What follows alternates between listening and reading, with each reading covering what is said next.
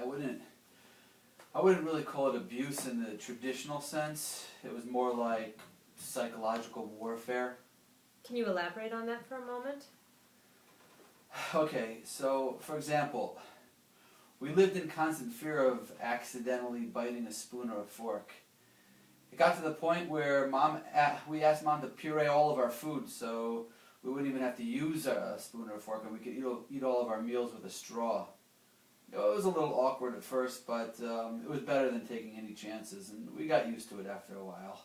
That must have been hard. What did you do when you had friends over? Well, Elliot just avoided having friends altogether because he was afraid of exposing them. It was the easiest thing to do, and I can't say I fault him for it. I was a little riskier, and I occasionally chanced it and had people over, but I did my best to conduct my sleepovers at David Simon's or Ricky Harker's house whenever possible. Man, I would even sleep at Michael Taylor's house just to avoid being at home. Do you remember any specific moments when you did have friends over and it went sour? Yeah, one time I remember Chris Barrett was over and we were outside playing one-on-one, and he came out and asked if he could play some horse with us. I remember it was like it's yesterday. He had an H-O-R-S, and Chris and I each had an H, so I guess he was panicking a little bit. And I see it now, it's like in slow motion. His back foot went up, and I saw it coming. I ran for the door. He missed the layup, despite the limp wrist follow-through, and the game was over. Somehow he lost his footing, he began to trip.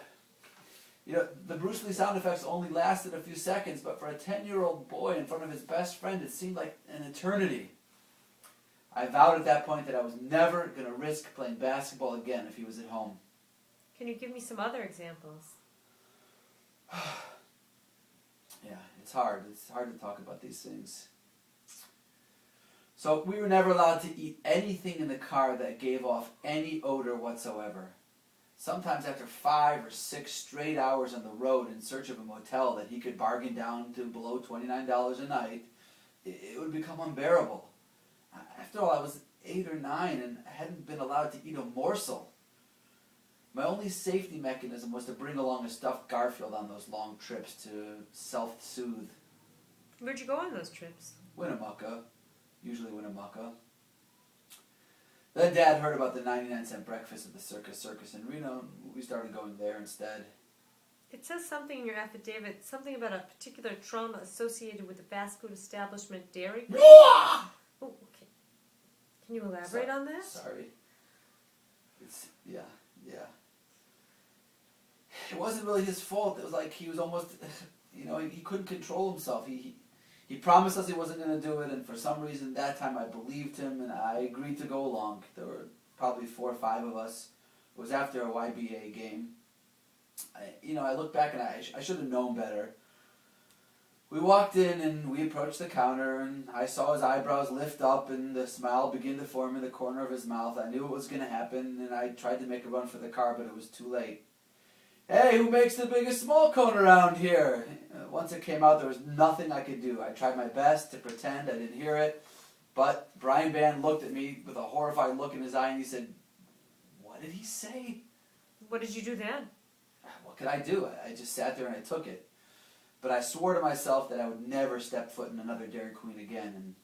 And, when I look back, I think it had a lot to do with my decision to become kosher when I grew older. Was it hard for you to give up Dairy Queen at that age? Of course it was. I was a 12-year-old boy.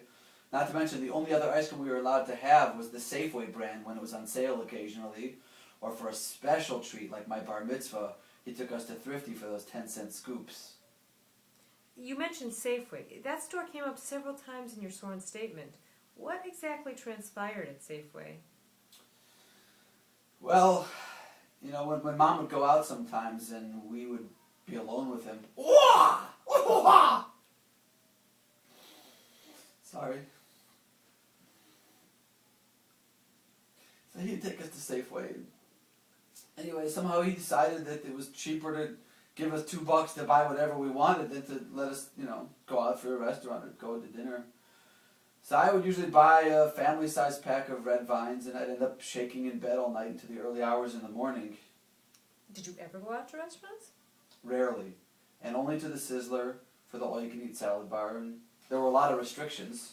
Like what? Well, we couldn't order any drinks, only water. Dessert was out of the question. And to make sure we got our money's worth, he would insist that we took at least 3 trips to the salad bar. You know, I look back at these moments and I'm almost positive that they all had to do with my decision to keep kosher. You know, now I drive by a Sizzler and a Dairy Queen and I know I'm safe. Is Crackmon Cola kosher? No. Do you squeeze the bottle like he does to make it thinner so that it takes up less room in the fridge, even though his fridge is almost completely empty? No. So then you seem to be making some progress toward healing. How does the trauma of your childhood affect you as a parent? Look, you know, it's not easy for the kids or for their cousins. The silverware ban has been an adjustment basically for everybody. Elliot instituted it first and it worked for him, so I decided to do the same. Just the other day, they asked if we could go bowling, and I told them it was cheaper just to save up those old toilet paper rolls and get a tennis ball and bowl in the hallway. I mean, it's not fair to them, but what can I do?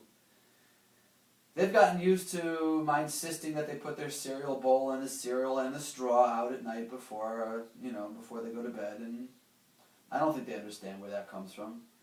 My oldest son thinks it's unfair that everyone else gets to watch kung fu movies and he can't, but I just can't take the risk of hearing anything close to a Bruce Lee sound. They don't understand why I freak out when I see a man with a perm, or when I get nervous when I hear that clicking after I put gas in the car. How should they know that I watched my father fill up a car again and again, topping off the entire tank? But I think the hardest thing for them to understand is why I insist on making collect calls home to Allie with fake names like Thatcher Holmes when I have over 6,000 rollover minutes left on my cell phone. And I explain to them there's just certain things that they're not going to understand, and they tend to give me the room that I need to heal. Well, thanks for your time and for coming here in the middle of a blizzard. It was my pleasure. I'm glad I could help.